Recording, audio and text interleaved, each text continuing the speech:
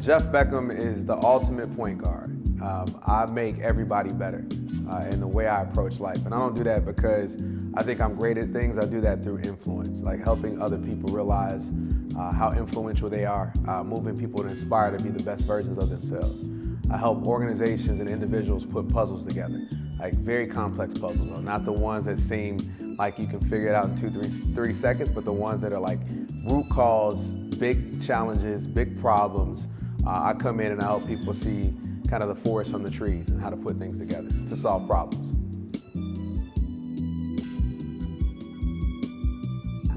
I think the easiest way I've described it is that if you've ever seen that meme where it's like people think success is here to here, and it's actually like this winding, curvy road up and down and around, that is literally my whole career.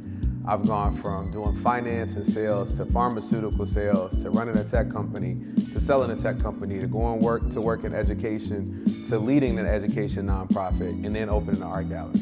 It sounds crazy, but I think that when you hear it, who I am is like really who black men are. We are diverse. We are many things. We're not monoliths. We are whatever we choose to be, right? I think that's like how, as we think about the definition of kings. Kings choose to do things and go conquer whatever it is they put before them. And so I really embody that. Whatever I've chosen to do, I've worked hard at to be good at. I lead Chicago Scholars, which is a nonprofit that helps 5,000 students from Chicago CPS schools who are first generation, meaning the first in their families, to go to college or from low-income communities, get to college and then into career. My role is raising the money and leading that organization, its strategic vision. While doing that, I'm also an artist. I'm an acrylic painter. I started painting 2 years ago after the passing of a friend. A close friend of mine, Brian Sleet, had an aneurysm at 43 years old. And our last conversation was all about managing stress and being the best versions of ourselves. And I told him at that time that I wanted to figure out how to manage stress better. And he was like, well, what's your plan? And I'm like, I'll play more basketball. If you know Brian, his comment to me was, bro, you too old to hoop. You've torn Achilles and ACLs and broken every bone in your body playing basketball. But I told him that I wanted to get back into art. I loved drawing as a kid. It was something I quit because people around me told me you don't make money doing art. They were absolutely wrong. I started painting 2 years ago and that's taken off. And so I use the art and my ability to tell stories to point people back to the stories of the young people I serve at Chicago Scholars. I would have to point to two things, my family and my faith. My parents were people who were rooted and are people rooted in service, and they taught my sister and I, we have to give back. So to whom much is given, much is required. That's also a core component of my faith. And I believe in service, and I think that that's the way we heal our communities. We often think about what I can get, what we can receive. I've always approached it from what can I do for somebody else? And in that approach, people have always stood up for me. I feel pretty blessed that whether I can go ride through Inglewood or Auburn Gresham or go out to Winnetka, and I can literally call somebody on the phone in all instances and have somebody that has my back, because I've always stood in the gap to have other people's back. And building that way allows me, has allowed me to build a community. I think if we really want to change things and change the paradigms of our neighborhoods and our communities, we have to have community with us, right? And so, that is the reason the why behind what I do. I'm looking to build community to solve problems.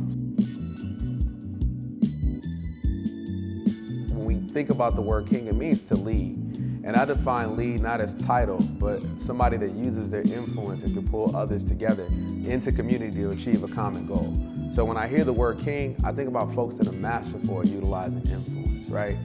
Those that can lead beyond what typical individuals would see as something that's basic, right? So kings, stand in the gap for others that need support. Kings sacrifice themselves at times when it's necessary, all for the greater good of their kingdom.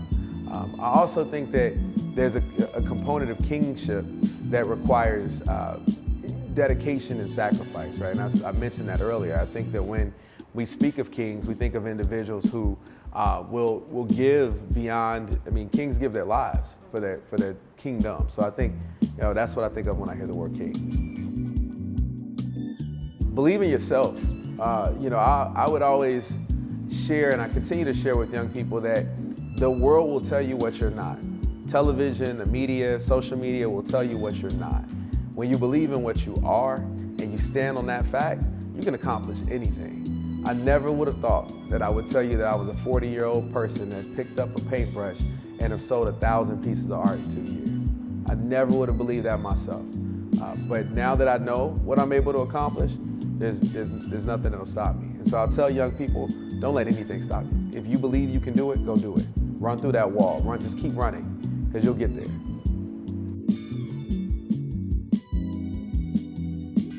I am Jeffery Beckham Jr., and I am humbled and honored to be receiving the I Am King Award from Kingmaker's Concierge.